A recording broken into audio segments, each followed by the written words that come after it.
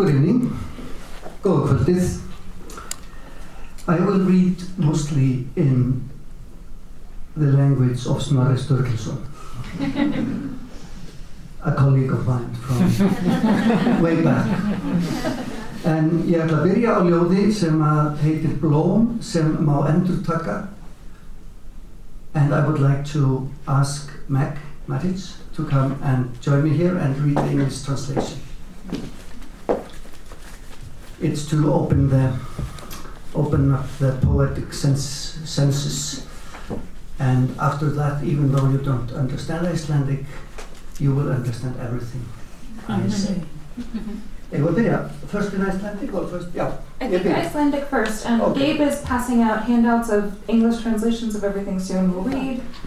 Feel free to share them, and if you already speak Icelandic, there are limited numbers, so maybe don't keep one. And I will not read all of the poems in the handout. That's changed.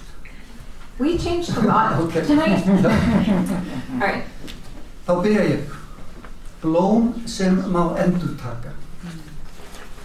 A. Flauelsklútur lagður á borð í huganum og tekið hann miðjan tveim fingur. B. Þá honum kippt upp og snúið við í loftinu svo örskot stund líkist klúturinn lilju sem ný sprungin út. C. Ég nefndi ekki lit blómsins.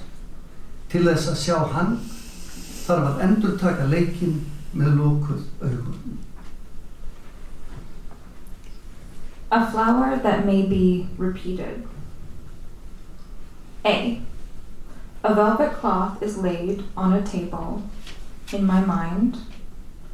It is pinched in the middle by 2 fingers. B. Then it is lifted and turned in the air. And for the briefest moment, the cloth resembles a lily that's newly blossomed. C. I didn't mention the flower's color. In order to picture it, you have to repeat the game with closed eyes. Takk fyrir. Já. Takk. Takk fyrir mig.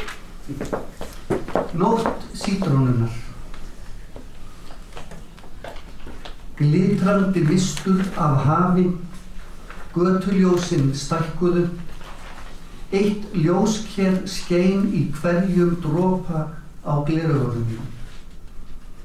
Við sátum út á svölu og skárum sítrónur, köstuðum sneiðunum framan svo þær þöktu götuna, glitrandi augu og augu í nóttinni. Gráspörvatal. Smáfuglarnir á brún ljónabrunnsins í Alhambra virða ekkert yfirvald annað en brennandi ljósið sem stýrir gangi skordýranna. Í sumarhúsi García Lorca sit ég við skrifborð skáldsins, finn vofu þess umlykja langt að kominn líkama minn, líkt og mánaskinn sem hraðar slætti hjartans. Á dauðastundinni kreppir gráspörin ternar. Næturljóð eru heitust ljóða.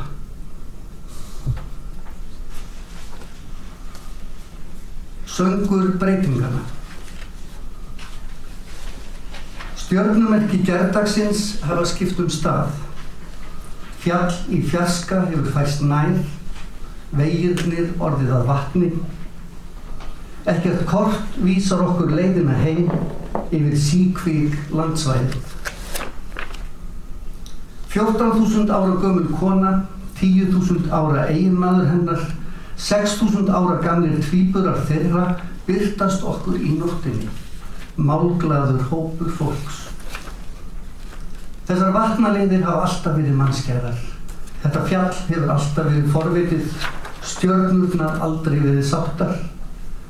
Og heimkynnin sem þú yfirgefur eru aldrei heimkynnin sem þú vitjar á ný.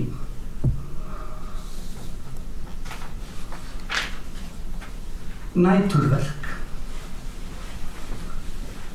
Þegar komið var inn yfir Persaflóa, fékk tunglið sér far með flugvélinni.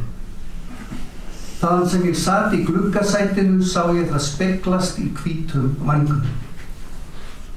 Augnabliki síðar var ljósbletturinn horfinn og punktaður málmurinn með. Þessi saga er ein af 1001 sem mér liggur á að skrásetja áður en ég sjálfur hverf inn í nótt þar sem slokknar tunglsljós og hvítur vængur bíða mín.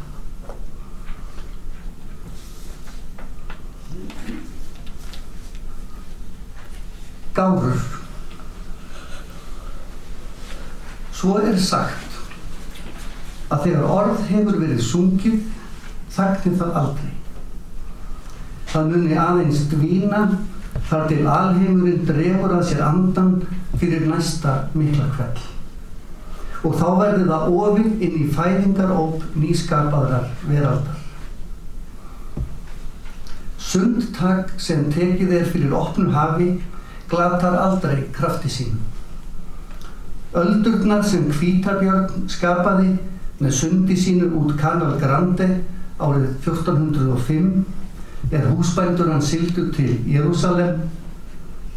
Þær eru þar enn.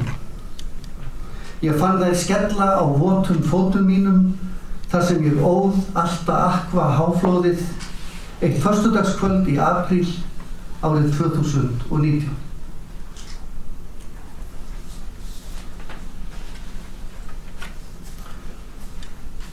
Og við lokum með Ars Poetica.